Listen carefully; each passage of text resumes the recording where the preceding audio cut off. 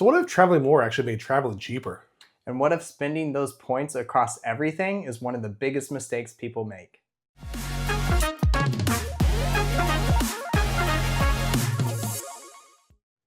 Hey, welcome back to the podcast series Buy Your Kids a House. Again, I'm Matt. This is Andrew.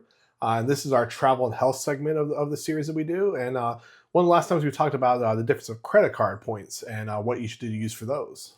Yeah, and today we're going to be talking about what to do with those points after you earn them. In a previous episode, when we talked about the credit cards, we talked about staying loyal to like 3 cards.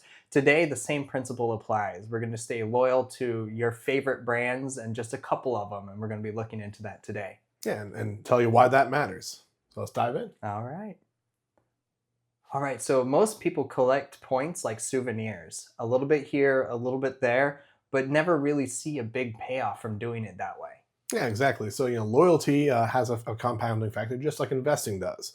And a lot of times when people maybe log in with their points, just looking to travel, they just look at strictly the price over the flight or the hotel, the car rental, and just look for what the cheapest option is. But when you're shooting across the board of all the different brands and everything, you're leaving a lot of potential rewards and benefits on the table that you might be missing out on and not realizing that in the long term, there's actually a bigger perk to that brand loyalty than just going for the cheapest price. Well, I was going to say, the cheapest isn't necessarily always best in the long term. Like building up those points, like you were just saying, and having that loyalty, you're going to start seeing more rewards and higher value rewards too coming back at you, and that will offset not just going with the cheapest option.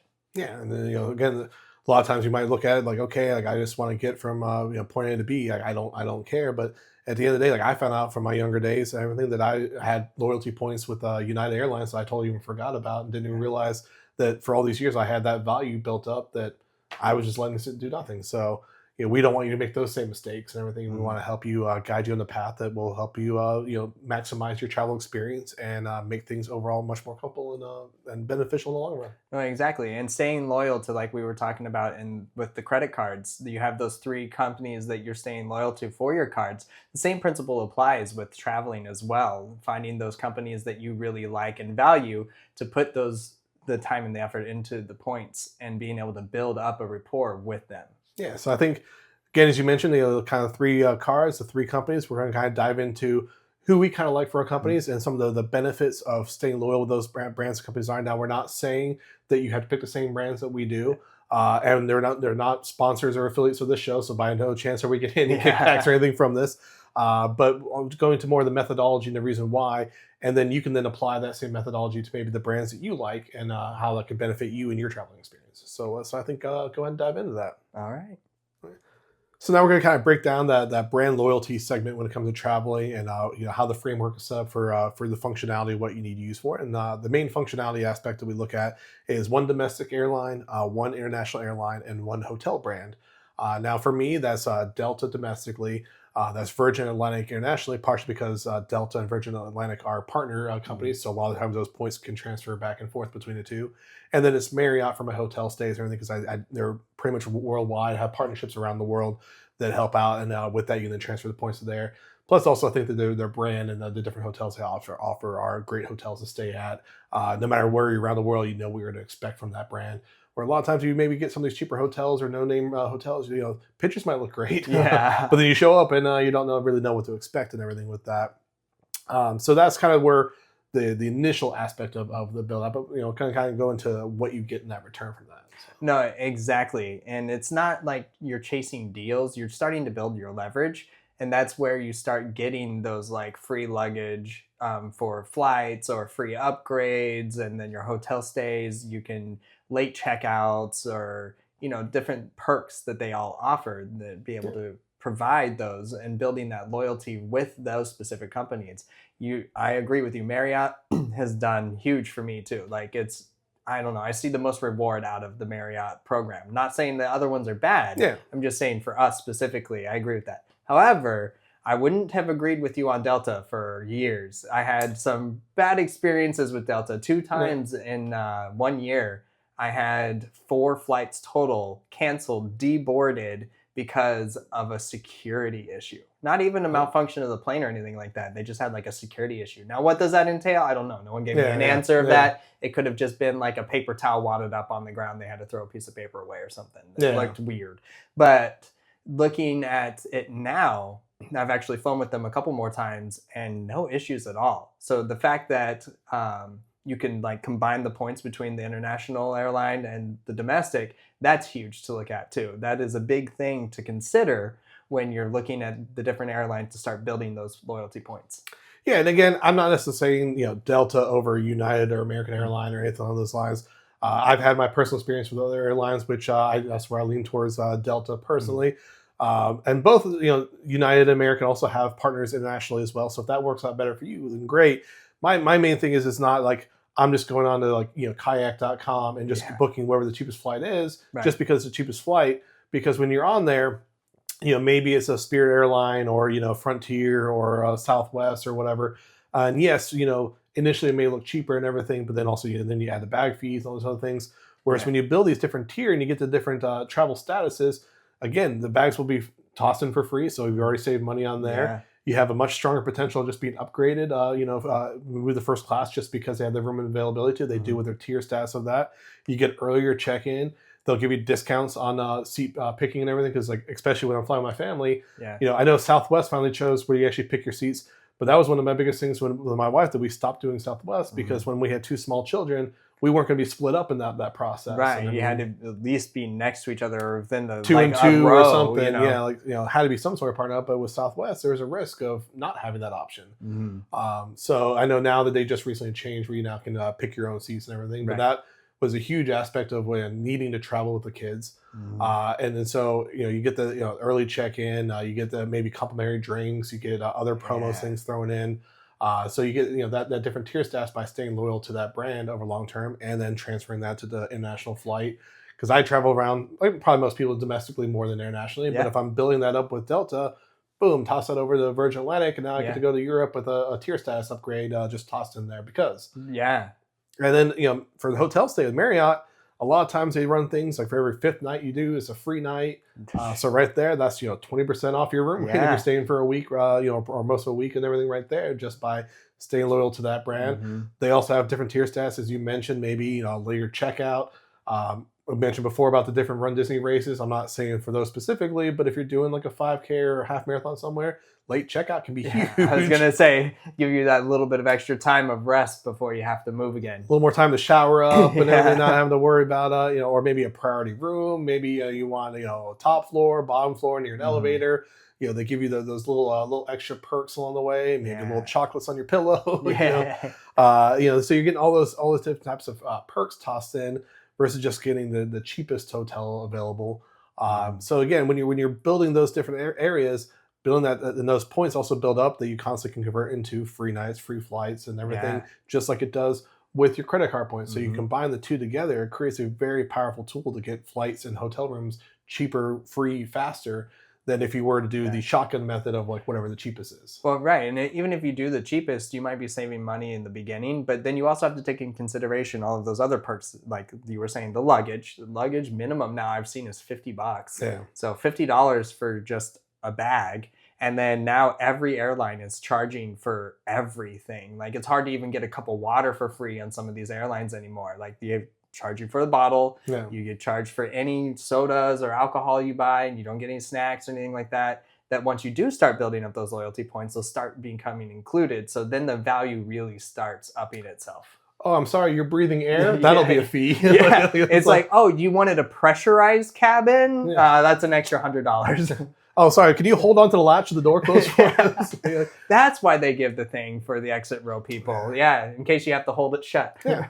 Yeah, so again, one perk that I enjoy, but maybe not so for everyone, but it's definitely an aspect is also the lounges at a lot of these airports and everything. Because when you go there, the chaos of running through security and you're getting taking your shoes off, going through the TSA shakedown, especially around the holidays. And you go check in, for your terminal, and it's jam packed. There's nowhere to sit. You got no plugs. Your kids don't want to sleep on the floor while waiting for their plane. Maybe you just go to a little lounge and everything is quiet, secluded. A lot of times there they have drinks and food included. And wait, that's a free lunch if you have food and everything included there. So that's definitely a perk that's very enjoyable in the aspect of traveling. Yeah, and when you start taking in all of that into consideration and stop looking at just that upfront cost, you start really seeing the value that you get from starting to build the loyalty. Yes, it may take just a little bit of time. Absolutely. You're not going to get all of that overnight. Like you said, 5 nights, then you get the 6th free, kind of a thing. You're not going to get that overnight. Yeah. So starting that just loyalty building, you're going to see a huge increase in the value later, even if the ticket costs an extra $50. Yeah. And again, I know we mentioned the 3 brands that I stick with and everything, but look at your own brands and everything. Figure out what works best for you in your area, because I'm based off of Orlando, so I'm going off of airlines that are more frequent in Orlando. Yep. Look whatever your airport hub is nearby, because a lot of these are very regional and everything. Yeah. Like for Delta, Atlanta's like the biggest hub, so from Orlando it's easy to get to Orlando, easy to get to Atlanta, and then go from there. But where you're located at might also help dictate what airline you go with, because if the hubs, like if you're Texas based, you might want to go United because boom, they're right there in Houston and you branch out from there. So that might also dictate what airline you use based off of ease of travel and everything, because a lot of times you don't want to have to hop to another major hub to then hop somewhere else and and then get crisscrossed that way. So figure out what works best for your aspect, but also look at what also perks and everything benefit you. Like I mentioned, the lounges, maybe you could care less about lounges. Right. Maybe you want more free nights and everything. Find out which hotels and everything give you more free nights and how to easily gain that aspect.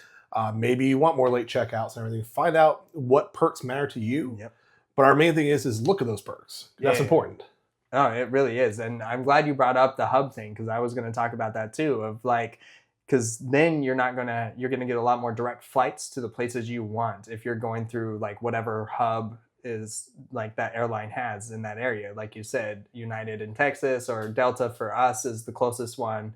And yes, it may be a little bit annoying because you like another airline more, then you can look into that later, but as a general rule, that you can go a lot more places and it's a lot easier than for navigation wise. Yeah. So again, like I would write down, make a list of what perks, things that would be important to you, whether it's, the upgradability, the picking your seats, the bag flying free. That one, the bags for free is a huge one, because big. As you mentioned, $50 a bag is not cheap, and you can make a budget airline all of a sudden, not cheap at all and everything.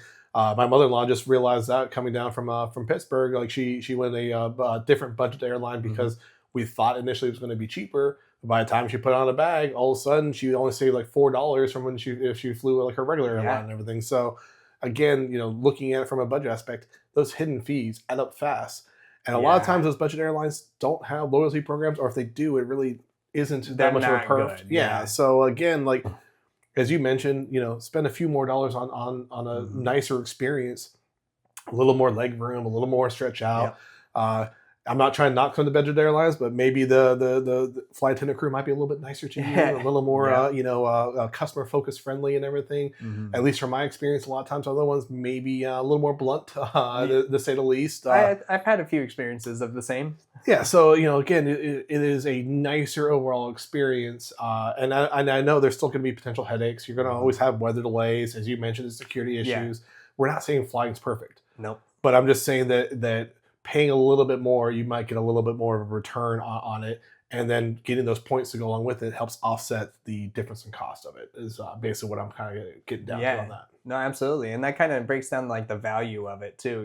Like looking at it first, like from just a money standpoint as well, because we got to look past the money standpoint of through this to be able to look at the loyalty like benefits. Yeah. But looking at it through all of that and just summarizing, even talking about it now, I'm like, I'm thinking about all of the times that I did choose to go with the budget airline.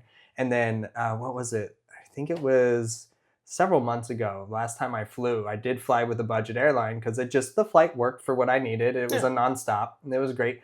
My bag cost $20 more than the flight. I was like, hold on. Huh? What? My bag that weighs a third of me, like it's somehow costs more than my butt in the seat. No, exactly, and that's where they get you. They get you with all those hidden fees, and that one's not necessarily hidden, but you don't realize until you get there, and you're like, I'm going to be gone for a week. I have to have a checked bag. I can't fit everything in like a carry-on. Yeah. So once you start looking at all of these things starting adding up, the snacks on the plane, the food, the beforehand in the airport, if you don't go to a lounge, different things like that, your ticket is, $200-$300 more than what you thought originally it could be. Well, and even with some of these budget ones, I'm sure we've all seen the videos of maybe you think you're getting around by having a carry-on, but all of a sudden they put in that little rectangle box that they have, and somehow one dimension doesn't just magically fit. Your strap's not quite right in there. And they're so quick to yank that and be like, nope, you owe us more money and everything. So Yeah. even if you think you're somehow circumventing the fee of it and everything, they'll figure out a way to help get the fee for you and everything. And then the experience just isn't nice about it. Like, don't get me wrong, I've done budget airlines as well and everything, and especially as I mentioned, my wife's family's from Pittsburgh, so a lot of times it's a quick direct here and there, and it's been fine. Yeah. But the experience just isn't quite there and everything, and having that ability of what you're getting, what you pay for, and everything is just to me a lot of times just not worth saving the money on it, and having the the knowledge of knowing what to expect and what you're gaining and looking at what you're building towards. Because it also can turn into a fun game when you're sitting there on the websites logging in, you're seeing the points accruing and everything. But start keeping track of that too, because again, we're telling you this so you don't make the mistakes that I made when I was younger. I still to this day have over several airlines a little bit of points across the board because I just was picking whatever, I would go American Airlines to here, United to there, Delta to there, budget airline there, and I wasn't paying any bit of attention. Yep. And then realizing a few thousand points on each airline doesn't accrue to anything. No, you don't get anything out of that. You can't use it for anything. Yeah, I can't take United Airline points and roll to Delta. They hate each other. Yeah, so, exactly. So I have points to nowhere. So I have years of making those mistakes and everything, and I'm trying to help set it up where you're not making those mistakes as well. By having a little bit of a brand loyalty for the most part. We're not saying you only can fly that one airline, right? But try your best to stay with that one airline, or within that family of airlines, because as I mentioned, like Virgin Atlantic is within that family. Other airlines will have other airlines that they partner with and everything as well. But look at their site and see who they partner with and everything, so you can stay within that umbrella. Because again, when you're constantly going across the place, like a little bit of points doesn't help you anywhere. Correct. Yeah.